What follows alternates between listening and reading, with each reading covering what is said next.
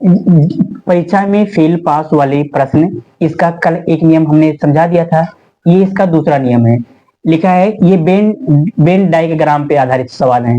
लिखा है किसी परीक्षा में 60% विद्यार्थी गणित में, 70% अंग्रेजी में और 50% विद्यार्थी दोनों में उत्तीर्ण हुए, तो बताइए कुल कितने विद्यार्थी उत्तीर्ण हुए। जो सबसे पहले हम उसको देखेंगे जो दोनों में लिखा होगा। दोनों में कितना दिया गया है? 50% विद्यार्थी दोनों में उत्तीर्ण हुए हैं। क्या हुए हैं? इसका हम वेन डायग्राम ऐसे बनाएंगे, यहाँ जो दोनों में दिया गया होगा उसको लिखा जाएगा। किसी परीक्षा में 60% विद्यार्थी किसमें, इसको हम मान लेते हैं गणित, और ये क्या दिया गया है? अंग्रेजी, और ये दिया गया है दोनों वाला। गणित में कितने पास हैं? 60%। अंदर नहीं लिखोगे, अंदर तब तक नहीं लिखेंगे जब तक लिखा रहेगा केवल गणित में। जो यहाँ लिखा जाएगा वो केवल गणित वाला होगा, और जो यहाँ लिखेंगे ये केवल अंग्रेजी वाला। टोटल गणित में कितने पास हुए हैं? 60%। और अंग्रेजी में कितने पास हुए हैं? 70%। और दोनों में कितने पास हुए हैं? 50%।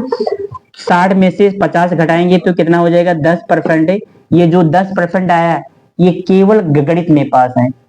70 में से 50 घटाएंगे तो कितना आ जाएगा? 20%। ये सब पास होने वाला परसेंट है, तो 50 और 20 70, और 70 10 क्या हो जाएगा? 80। पूछा जा रहा है कुल कितने विद्यार्थी उत्तीर्ण हुए, तो कुल कितने उत्तीर्ण हुए हैं? कुल उत्तीर्ण कितने हुए हैं? 80%। अगर पूछता कि कुल कितने फेल हुए हैं तो 20%। भाई अगर 80% पास हुए हैं तो 20% फेल हुए होते। यही इसका उत्तर हो जाएगा।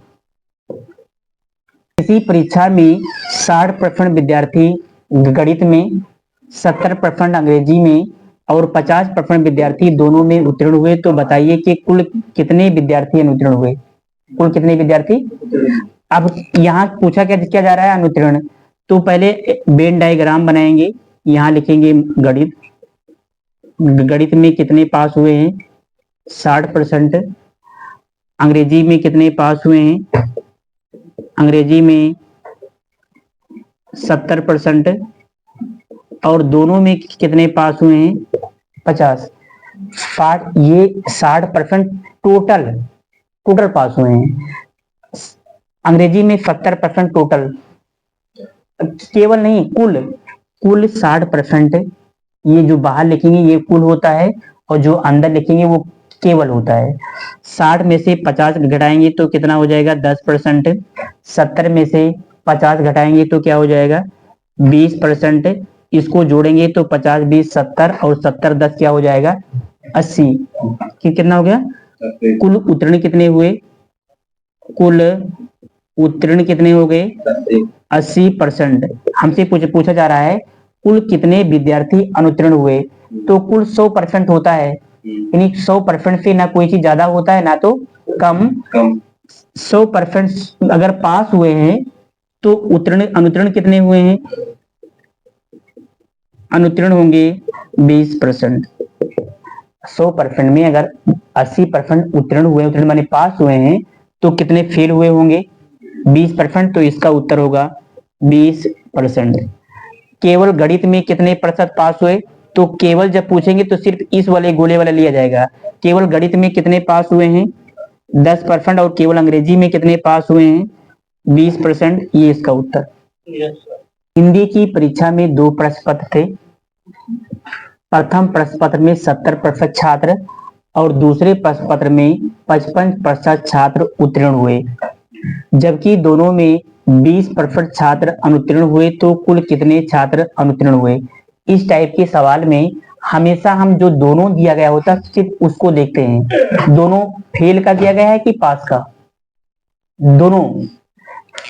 दोनों में कि कितने हुए? 20% छात्र क्या हुए हैं? जहां दोनों का दिया गया होगा वहीं का, दोनों का जो सिंगल दिया गया वहीं बिना सुनना। ये पहला प्रश्न पत्र है और ये दूसरा प्रश्न पत्र। ये फर्स्ट पेपर है और ये क्या है? इसको खूब ध्यान से देखना।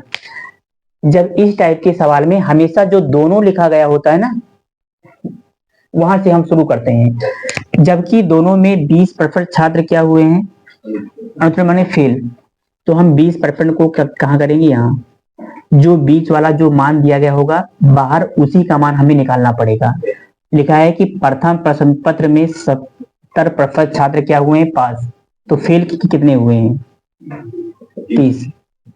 जबकि दूसरे प्रश्न पत्र में 55% छात्र उत्तीर्ण हुए हैं, तो अनुत्तीर्ण कितने हुए, 45। याद समय है, खूब ध्यान से सुनना। अगर अगर बीच में अगर पास का दिया गया होगा तो बाहर का पास निकालना पड़ेगा। अगर बीच वाला मान फेल का दिया गया होगा तो बाहर फेल का निकालना पड़ेगा। इसीलिए सबसे पहले हम दोनों में देखते हैं, दोनों में क्या दिया गया है, अनुत्तीर्ण का दिया गया है। तो हम बाहर भी अनुत्तीर्ण ही लिखेंगे। पहले पेपर में 70% पास हैं, तो फेल कितने हैं, 30। दूसरे प्रश्न पत्र में 55% पास हैं, तो फेल कितने हुए हैं, 45। 30 में से 20 घटाएंगे तो कितना आ जाएगा, 10। 45 में से 20 घटाएंगे तो कितना आ जाएगा, 25। ये जो आया ये टोटल फेल का आया है, किसका आया है, तो कुल कितने छात्र अनुत्तीर्ण हुए, तो कितना, 25 और 20 45 और 45 10 कितना हो जाएगा, तो कुल अनुत्तीर्ण कितने हुए, कुल अनुत्तीर्ण हुए 55%। अगर पूछता कि फेल कितने हुए तो 45%, मतलब फिर पास, अगर पास पूछता तो 45%। यहाँ पे समझे कि दोबारा समझाएंगे इसको एक बार। किसी परीक्षा में गणित में 60% लड़के, इस सवाल को खूब ध्यान से देखना जिससे अब की बार एकदम क्लियर हो जाए। किसी परीक्षा में गणित में 60% लड़के, विज्ञान में 65% लड़के उत्तीर्ण हुए, जबकि दोनों विषयों में 30% लड़के अनुत्तीर्ण हुए। दोनों में कहाँ का दिया गया है, दोनों फेल का दिया गया है कि पास का, दोनों कहाँ का दिया गया है, 30%। जबकि दोनों विषयों में 30% लड़के क्या हुए, अनुत्तीर्ण, दोनों फेल का दिया गया है। तो हम करेंगे क्या, ये गणित है और ये क्या दिया गया है, विज्ञान। अभी इसको लिखोगे नहीं परसेंट, पहले हम लिखेंगे जो दोनों में हो। दोनों में कितने फेल हुए हैं, दोनों में 30% फेल हुए हैं। दोनों में जहां दोनों में का दिया गया होगा वहीं इन दोनों का बाहर का निकालेंगे। लिखा है कि गणित में 60% लड़के पास हुए हैं, तो फेल कितने हुए होंगे, 40। विज्ञान में कितने पास हैं, 65% पास हैं, तो फेल कितने हुए होंगे, 35। 40 में से 30 घटाओगे तो कितना हो जाएगा, 10%। और 35 में से 30 घटाएंगे तो कितना हो जाएगा, 5%। 30 10 40 और 40 5 कितना हो जाएगा, 45। कुल 45 क्या है, फेल आया। क्या आया, कुल अनुत्तीर्ण कितना आए, कुल अनुत्तीर्ण कितने हुए, 45%। पूछा जा रहा है कुल कितने लड़के उत्तीर्ण हुए, तो उत्तीर्ण कितने हुए, उत्तीर्ण हुए 55%। लेकिन ये उत्तर नहीं है, आगे ध्यान सुनना। यदि परीक्षा में कुल 600 लड़के बैठे हैं, कुल का मतलब 100%, कुल का मतलब, इसका मतलब 100% का मान कितना दिया गया है, 600 दिया गया। ये जीरो से ये जीरो काटेंगे, ये जीरो से ये जीरो, 1% का मान कितना आ गया। हमसे पूछा जा रहा है कुल कितने लड़के उत्तीर्ण हुए, तो कुल कितने उत्तीर्ण हुए हैं, 55%। अगर 1% का मान 6 है तो 55% का मान कितना होगा, 6 गुणे 55, 6 पंचे 30 और 6 पंचे 30, 3 क्या हो जाएगा, 35। यहाँ सुनिए, एक परीक्षा में 78% लड़के क्या हुए, उत्तीर्ण, मैंने 78% क्या हुए हैं, पास हुए हैं।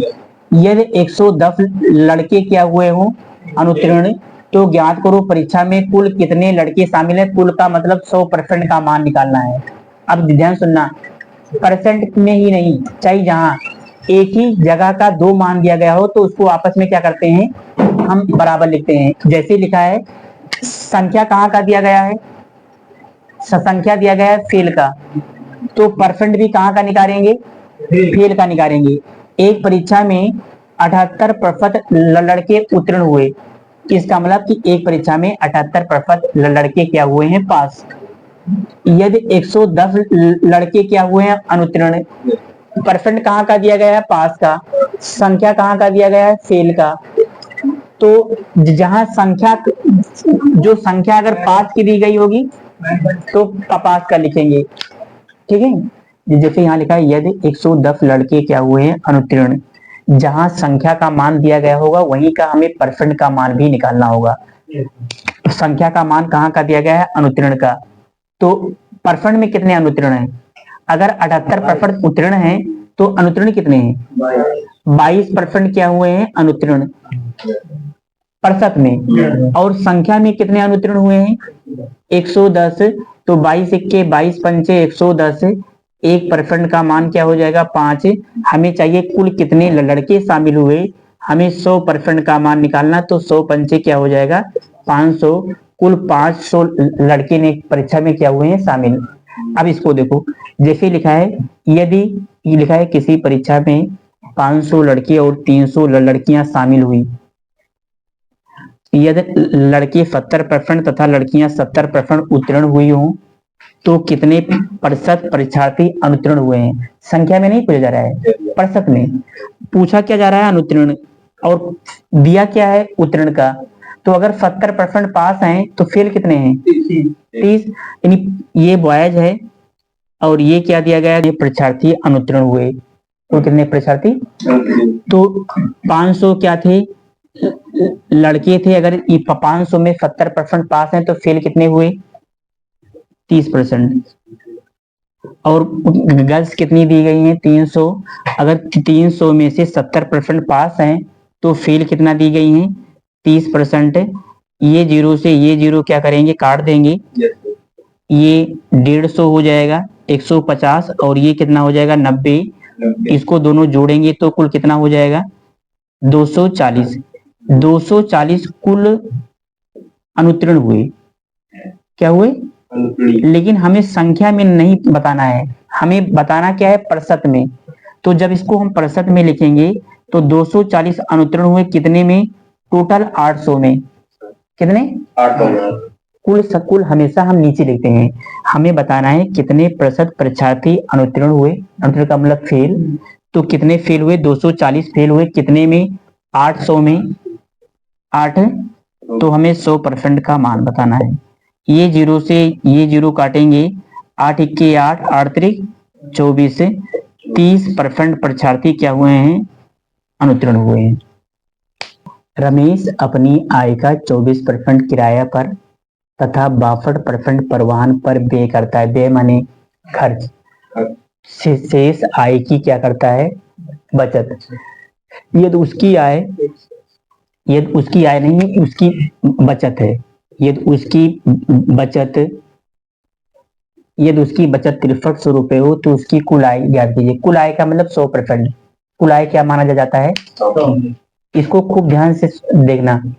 जहां संख्या का मान दिया गया हो वहीं का परसेंट का मान हम क्या करते हैं, निकालते हैं। संख्या का मान कहाँ से दिया गया है, ये बचत है कि आय है कि ये क्या है, कि खर्चा है। तो ये इसकी बचत है, तो परसेंट हम कहाँ का निकालेंगे, बचत का निकालेंगे। रमेश अपनी आय का 24% किराया पर, ये किराया पर कितना खर्च कर रहा है, किराया पर व्यय, किराए पर व्यय कितना कर रहा है, किराए पर व्यय कर रहा है 24%।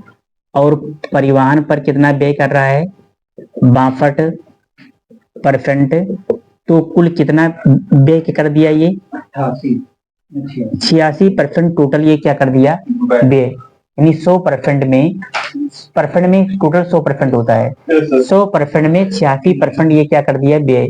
तो बचत कितना किया, बचत का कितना कर दिया, यानी बचत कितना हुआ, बचत 14%। यानी परसेंट में 14% की बचत हुई और संख्या में कितनी हुई, 6300 की। अगर ये 6300 बचत ना हो के ये अगर खर्च लिखा होता तो हम इतना ही लिखते बराबर। 7 दूनी 14, 7 नवा 63, 2 से इसको भाग करेंगे तो 400 क्या हो जाएगा 50। 1% का मान 450 आ गया। हमें चाहिए उसकी कुल आय। कुल आय का मतलब 100%। और जब 100 से इसमें हम गुणा करेंगे तो 2 जीरो क्या हो जाएगा बढ़ जाएगा। इतने रुपए उसकी क्या है 45,000 रुपए उसकी क्या है आय है। अपनी मासिक वेतन का 20% क्या करता है बचाता है। ये तो उसका मासिक व्यय, व्यय माने खर्च 6,000 रुपए हो तो उसकी कुल आय, याद कीजिए कुल आय का मतलब 100%। हमने आपको बताया था कि जहां संख्या का मान दिया गया हो परसेंट का मान वहां निकालने की कोशिश कीजिए। अगर एक ही जगह का यानी परसेंट का मान वही, जैसे हम लिख दें कि एक आदमी 20% में कोई सामान बेचा, यानी परसेंट में 20% में बेचा और रुपए में 400 रुपए में बेचा, तो दोनों को आपस में क्या करेंगे बराबर। यानी एक ही जगह का अगर दो मान दिया गया हो, एक परसेंट में और एक रुपया में, तो दोनों मान को आपस में क्या करते हैं बराबर। ए अपने मासिक वेतन का 20% क्या करता है बचाता है।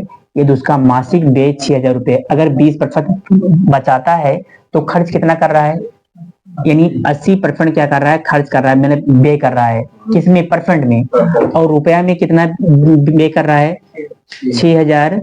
ये जीरो से ये जीरो क्या करेंगे काट देंगे, 8 से भाग करेंगे, 8 सत्ते 56 और 8 पंचे क्या हो जाएगा 40।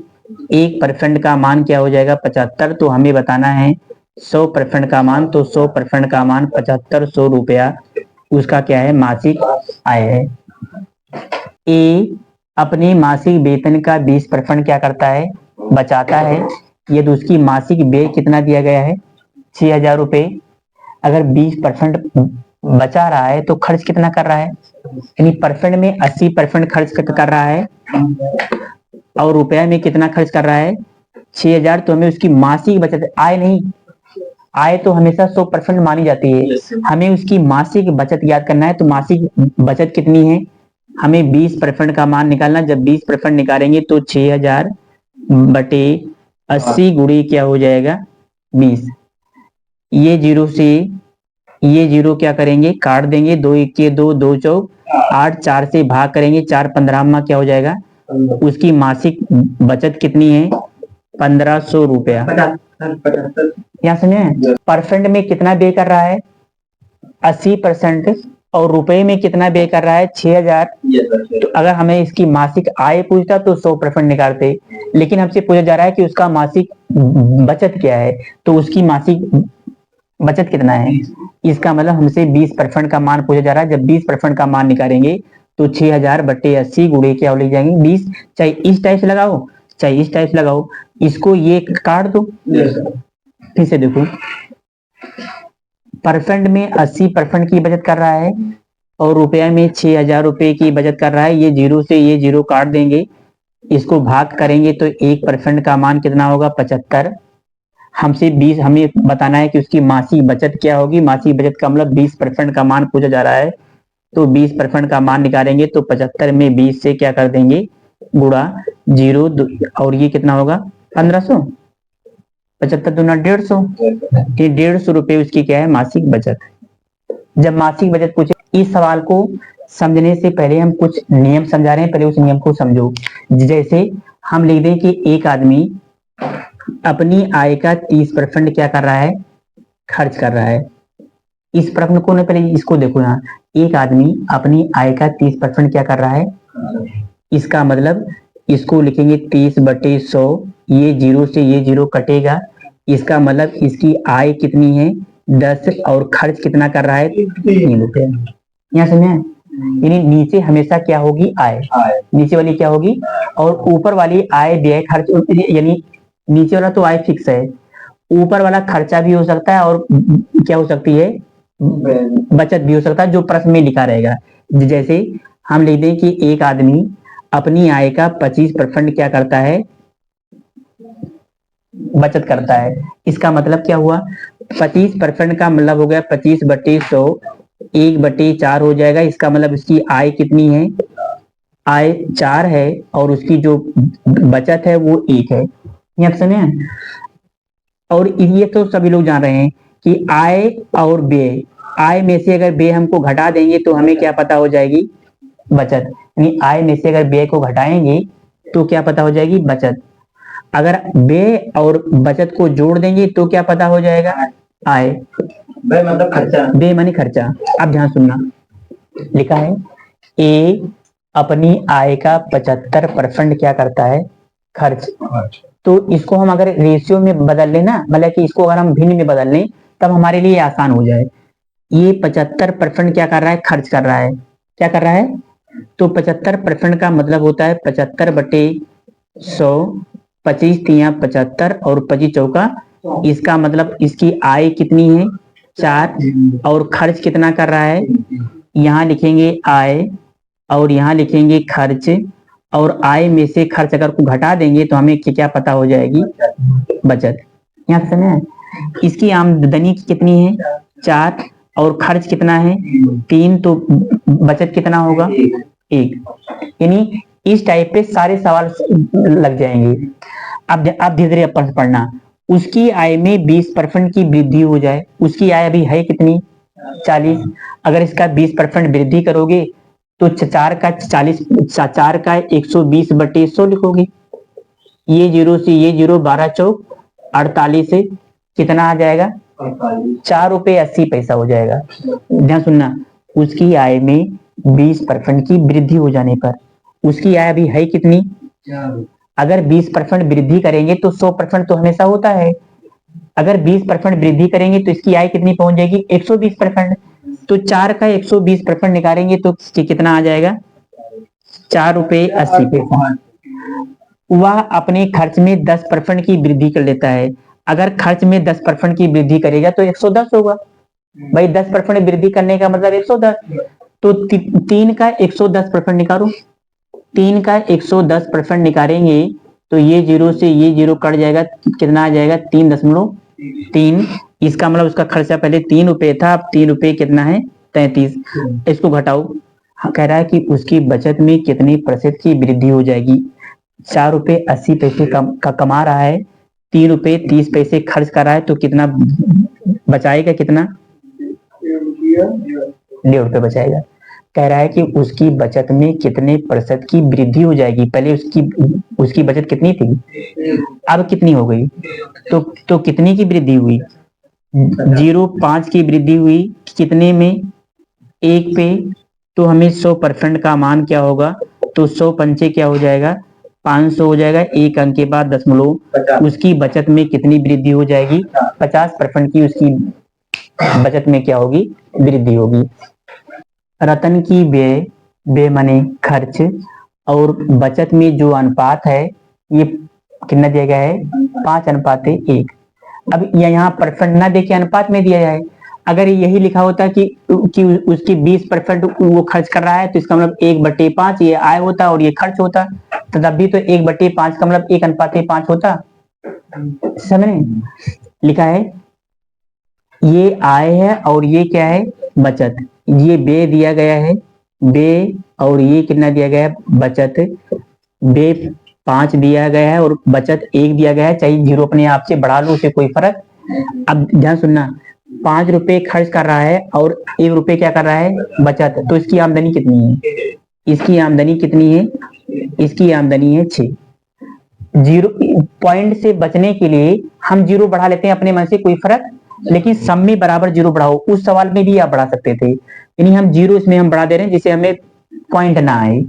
आगे अब धीरे धीरे पढ़ना, उसकी आय 25% बढ़ा दी जाए, पहले अभी इसकी आय कितनी है, 60, अगर 25% बढ़ाएंगे तो 60 का 125 बटे क्या हो जाएगा, भाई 25% बढ़ाएंगे इसका मतलब 125%, यानी 60 का 125% बढ़ जाएगा, तो 25 पंचे 125, 25 चौका 100, 4 के 4, 4 15 60, 15 पचे 75। अब इसकी आय कितनी हो गई, 75। तो उसका व्यय कितने प्रतिशत में, आगे लिखा है उसकी बचत 15% बढ़ा दी जाए, अभी इसकी बचत कितनी है, 10, अगर इसका हम 15% बढ़ाएंगे तो 115 बटे क्या हो जाएगा, ये जीरो से ये जीरो काट दोगे तो कितना आ जाएगा, 11.5। अब ध्यान सुनना, 75 रुपए कमाता है, 11.5 रुपए बचाता है, तो व्यय कितना करेगा, 75 में से 11.5 क्या करेंगे, घटा देंगे। 4 में से गई 3, कितना 63.5। अब क्या कर रहा है, बचत कर रहा है। पहले कितना कितना खर्च कर रहा था, ध्यान सुनना है यहाँ तो समझ आ गया है। आय पहले 60 थी, अब 75 हो गई। बचत पहले 10 थी, अब 11.5 हो गई। आय में से अगर हम बचत को घटा देंगे तो क्या पता हो जाएगा, बे हमसे जो प्रश्न में पूछेगा हमें वो मान निकालना है। अब ध्यान सुनना, पहले 50 रुपए खर्च करता था, अब 63.5 रुपए खर्च कर रहा है। कितना खर्च में कितना वृद्धि किया है, 13 रुपए 50 पैसे की वृद्धि किया है। कितने में, 50। हमेशा प्रारंभिक मान, अगर बे में परफत पूछेगा तो ये प्रारंभिक मान ये है, बचत में पूछेगा तो प्रारंभिक मान ये है। नीचे हमेशा प्रारंभिक मान ही लिखा जाता है। और गुणे क्या लिख देंगे, 100%। इफ दशमलव को हटाएंगे तो 0, 2 जीरो से ये 2 जीरो काट देंगे। 5 दूनी 10, 3 13 और 5 सत्ते 35। 27% उसके बे में क्या होगी, वृद्धि। अगर पूछता कि बचत में कितना वृद्धि होती तो हम यहाँ से निकालते। आय में वृद्धि पूछता तो यहाँ से, यानी इन तीनों मानों में, आय बे और बचत, इन तीनों मानों में से और कोई तो दिया नहीं होगा। या तो आय दिया गया होगा, या तो बे, या तो बचत। जो हमसे पूछेगा उसी से तुलना करके उसके हम कितना वृद्धि या कितना कमी हुई है वो निकाल देंगे।